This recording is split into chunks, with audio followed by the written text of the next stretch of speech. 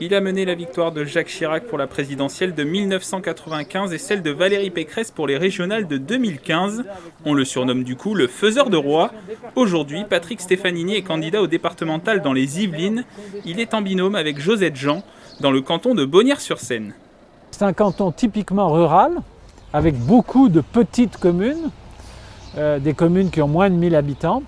Nous sommes dans un canton où il faut beaucoup travailler sur les questions de mobilité. Gestion des collèges, problématique des transports, question de sécurité en zone rurale, différents points du programme du candidat du groupe Ensemble pour les Yvelines. Diplômé de l'ENA en 1979, Patrick Stefanini a occupé plusieurs postes dans la haute fonction publique. Il a aussi été préfet dans plusieurs départements. Aujourd'hui, il mène sa campagne notamment auprès des maires du canton. Merci beaucoup, monsieur le maire. Au revoir. Comme préfet, j'ai servi notamment à Clermont-Ferrand, dans le département du Puy-de-Dôme. J'ai servi à Bordeaux, dans le département de la Gironde. J'ai l'habitude de la relation avec les maires.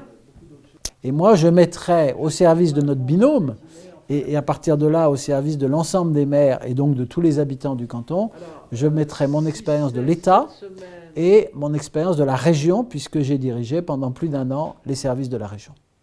Du côté de Bonnières-sur-Seine, la gauche, avec notamment le Parti communiste français, aura un binôme avec Héloïse Venancio et Pierre Krasuki. Ce dernier est le fils d'Henri Krasuki, secrétaire général de la CGT de 1982 à 1992.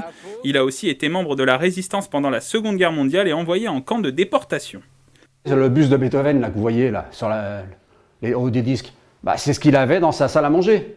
Il était fou amoureux, il adorait Beethoven. À Noël en 1943, il s'est mis à siffler la 7e symphonie de Beethoven, qui le faisait tenir, parce que psychologiquement, il fallait tenir. Pierre Krasuki conserve aujourd'hui tout l'héritage de l'engagement politique de son père. La volonté de faire quelque chose pour défendre les gens face à des injustices comme elles se produisent à travers les politiques mises en place depuis maintenant pas mal de décennies.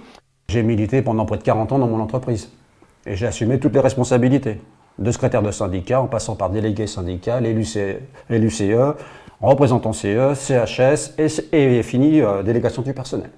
Toujours militant de la CGT pour les retraités, il reste engagé au Parti communiste français. C'est sous cette couleur qu'il souhaite proposer une alternance autour d'une union de la gauche aux élections départementales, avec plusieurs propositions notamment autour de l'environnement, la santé et la solidarité envers les personnes âgées, mais aussi la jeunesse. Il y a actuellement une plateforme qui monopolise, si je peux dire, le système scolaire, c'est CMIDI, je crois. Et CMIDI, c'est une gestion privée. Or, nous, le privé, on n'en veut pas. On veut une gestion publique. Si son engagement est plus syndical, Pierre Krasuki a une expérience des campagnes électorales. Il a notamment été déjà candidat pour une élection cantonale et suppléant lors des élections législatives de 2012.